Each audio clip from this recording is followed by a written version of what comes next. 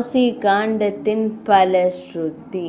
காசி காண்டத்தை செவிமடுத்தல் முதலியதன் பலன்கள். வியாசமா முனிவர் கூறினார், சூத முனிவரே, ஸ்கந்த புராணத்தில் விவரிக்கப்பட்டுள்ள காசியின் இந்த சிறந்த மகிமையை கேட்டவுடன் 1000 பாவங்களை செய்தாலும் எந்த மனிதனும் நரகத்தில் விழமாட்டான். காசி கண்டரே, சூதரே, எல்லா தீர்த்தங்களிலும் நீராடிய பின்னர் கிடைக்கும் புண்ணியத்தை சந்தேகத்திற்கு இடமின்றி அடைகிறான். நிச்சயமாக மனிதன் இவ்வாறு அனைத்து வகையான தானங்களையும் பல யஜ்ஞங்களையும் செய்வதன் மூலம் கிடைக்கும் புண்ணியத்தை கேட்பதன் மூலம் பெறுகிறான்.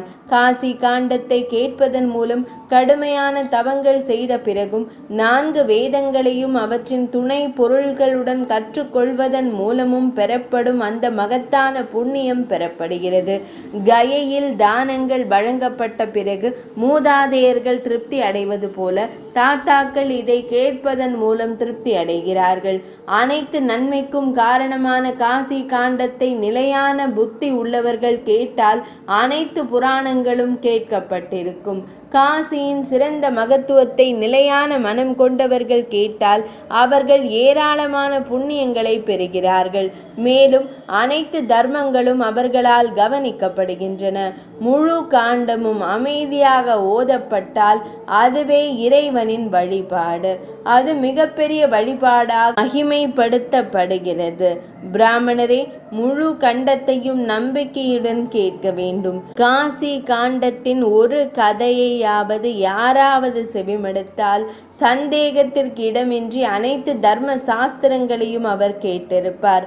இந்த காசி காண்டம் சிறந்த தர்மங்களின் ஒரே காரணமாகவும் சிறந்த உண்மைகளை விளக்குபவர் மற்றும் அனைத்து ஆசைகளையும் அடைவதற்கான காரணமாகவும் அறியப்படுகிறது.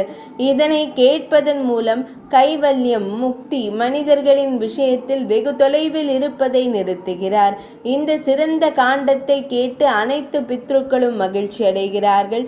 பிரம்மதேவர், பகவான் ஸ்ரீ மகாவிஷ்ணு மூர்த்தி மற்றும் சிவபெருமானில் தொடங்கி அனைத்து அழியாத உயிரினங்களும் மகிழ்ச்சி அடைகின்றன.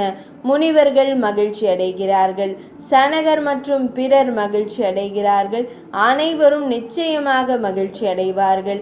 வாரணாசியின் இந்த மகத்துவத்தை கேட்பதன் மூலம் 4 வகையான உயிரினங்களும் மகிழ்ச்சி அடைகின்றன. ஒரு கற்றறிந்த மனிதன் இந்த சிறந்த கதையை முழுவதுமாகவோ அல்லது பாதியாகவோ அல்லது கால் பகுதி அல்லது அதிலும் பாதியாகவோ அல்லது ஒரு சிறந்த அத்தியாயத்தையோ விளக்கினால் அவனை விடாமுயற்சியுடன் வணங்க வேண்டும். அவனை ஒரு விருப்பமான தெய்வமாக வணங்க வேண்டும். விஸ்வேசரை பிரியப்படுத்த அவருக்கு நிறைய கொடுக்க வேண்டும். அவர் திருப்தி அடைந்தால் விஸ்வேசனும் சந்தேகத்திற்கு இடமின்றி திருப்தி அடைகிறார். மிகப்பெரிய பேரின்பத்திற்கு காரணமான இந்த காண்டம் படிக்கப்படும் இடத்தில் எந்த சக்தி வாய்ந்த அசுபமான விஷயமும் இருக்க இயலாது. இதை கேட்கும் கற்றறிந்த மனிதன், இதை விளக்கும் விவேகமுள்ள பண்டிதன், இதை படிக்கும் தகுதியான ஆன்மா கொண்ட மனிதன், இவை அனைத்தும் ருத்ரனின் வடிவங்கள். இதை யாராவது பிரதி எடுத்து இந்த அழகான புத்தகத்தை வேறு யாருக்கேனும் வழங்கினால் அது எல்லா புராணங்களும் அவரால் கொடுக்கப்பட்டது போலாகும். வேறு விதமாக அல்ல.